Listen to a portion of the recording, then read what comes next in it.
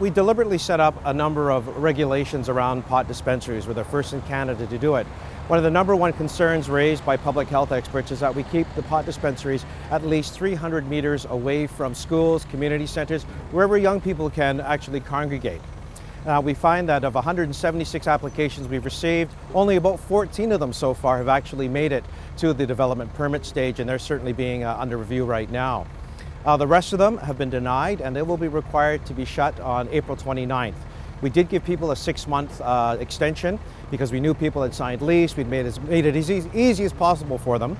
But on April 29th, we've already informed them they have to close, and that's the way it is. And if they don't close, we'll send them reminder letters.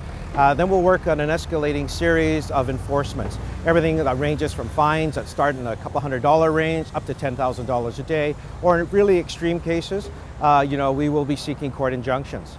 And this is all part of the bylaw. This is not a surprise. It's not a crackdown. This is exactly what we told all the pot dispensaries we were going to do. The pot dispensaries wanted to be treated like any other business. They said, we want to be treated like any other business because it is a legitimate thing. It helps with the legalization process and so on and so forth. And we said, okay, fine. But be careful what you ask for, is because with rules, not all of you are going to make it through. Many of them are upset right now is because they have been denied, and I know many have gone to the Board of Variance seeking an appeal.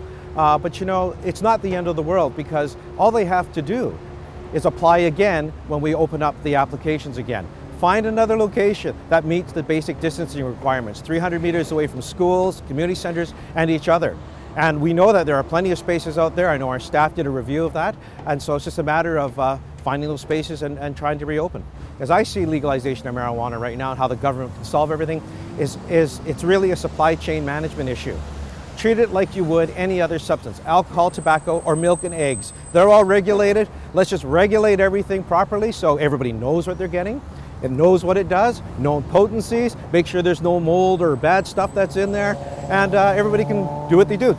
Have some fun or cure their ailments.